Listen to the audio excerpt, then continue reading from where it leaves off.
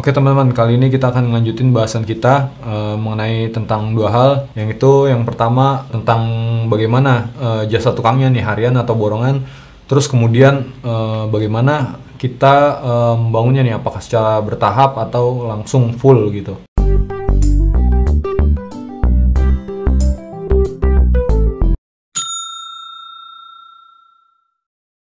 Sekarang kita bergerak nih. Efisiensi kita kan tadi terhadap material-material bangunan ya.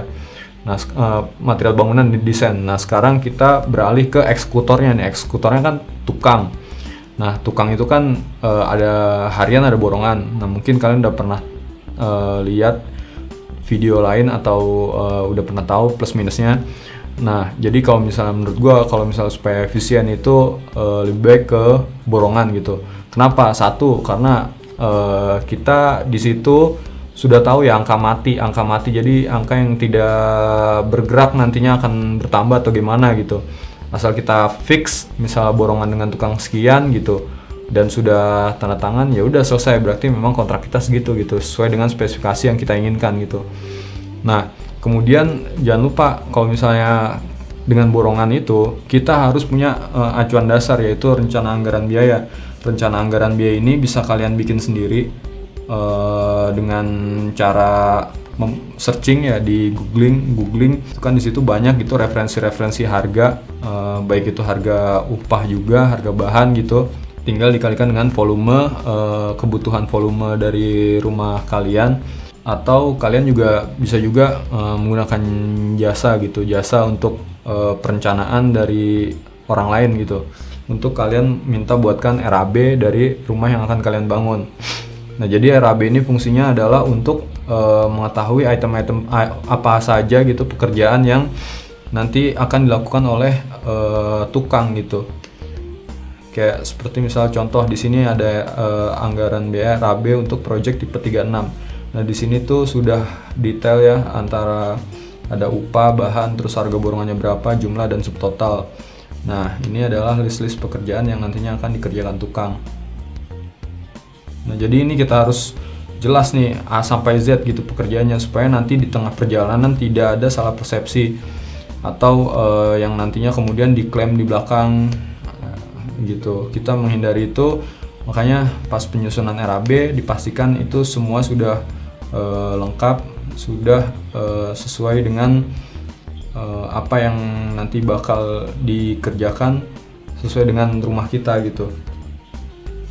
Atau kalian juga bisa referensi dari buku-buku, juga sudah banyak nih, bentuknya sudah dalam bentuk tabel. Kalian tinggal update aja harga-harganya, harga di tahun 2020 ini seperti apa. Kemudian untuk bagaimana cara kontrol keuangan kita pada tukang borongan ini. Jadi di dalam manajemen konstruksi itu kita ada yang namanya perhitungan ini ya, bobot pekerjaan ya, nilai bobot pekerjaan. Jadi bisa kita lihat di sini dari total RAB yang tadi 101 juta, ini kan tadi sebelumnya RAB ini total nih setelah semua item pekerjaan di total, yaitu menjadi 101.529.000. Nah, kemudian ini kita jadikan untuk per item pekerjaannya tuh nilai rupiahnya dijadikan persentase gitu. Nah, caranya adalah seperti ini. Nilai 101 juta, terus kemudian kita ganti nih dengan item pekerjaan, seperti contoh misal boplang nih. Boplang kan nilainya 329.000. Kemudian kita jadikan bobot. Nah, jadikan bobot itu caranya 329.000 dibagi 101.529.000 sekian gitu, terus kemudian dikalikan 100. Nah, dia berarti nilainya adalah 0,3244.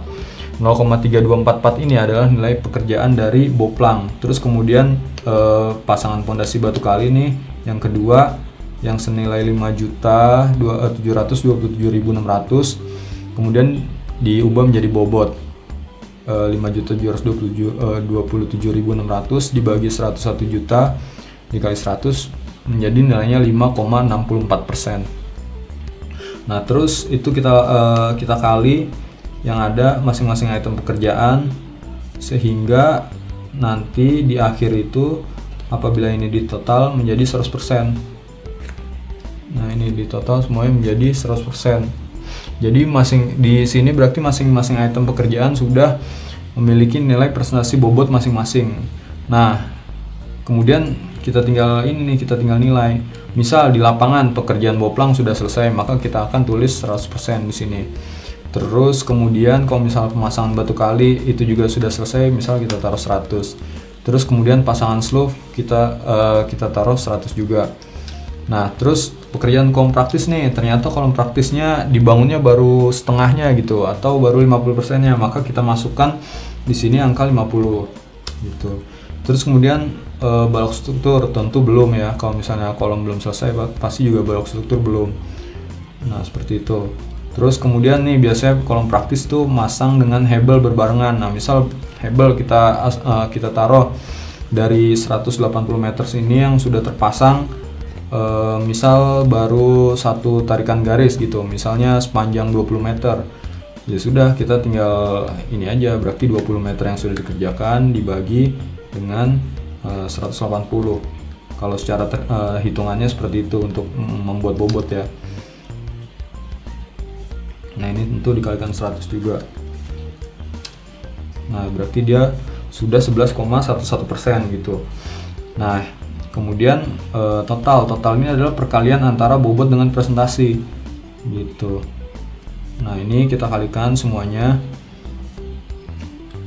Ya, ini terus kita tarik ke bawah.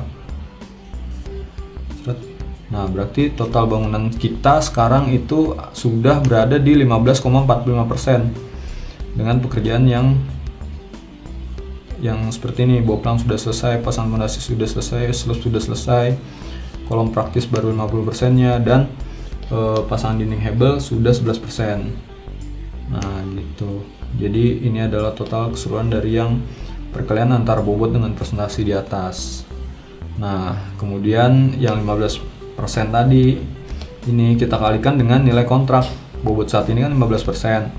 Terus kemudian nilai kontraknya 101 juta, maka uang yang dicairkan adalah 15.689.000. Nah, ini juga bisa kita jadikan untuk acuan nih. Seandainya kalau misalnya di lapangan ternyata pekerjaannya sudah besar, terus duitnya yang diminta sudah banyak, kita bisa cek dengan cara ini ya.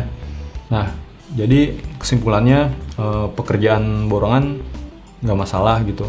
Kita bisa tekan di nego di awal, kita tekan supaya jadi budget mati ya, maksudnya nggak bergerak lagi.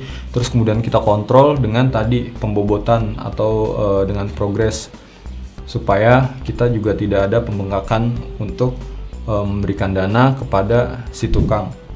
Nah, setelah semua tahapan yang kelima tadi sudah dilakukan, selanjutnya yang terakhir yaitu adalah mulai pembangunan. Nah, pembangunan ini bisa kalian bangun secara bertahap. Jadi bangunannya itu tidak langsung jadi 100% gitu, bisa menyesuaikan dengan budget yang ada sekarang gitu. Kita bisa lihat contoh misal nih. Nah, oke, pembangunan secara bertahap ini kita akan coba misalnya seandainya kita punya budget 40 juta dulu. Nah, ini tinggal kita pilih nih mana pekerjaan yang kita dahulukan. Untuk yang pertama ini kan udah pasti nih, pondasi ini harus wajib 11 juta. Nah, ini misal kita taruh 40 juta ya. Terus yang pertama ini pondasi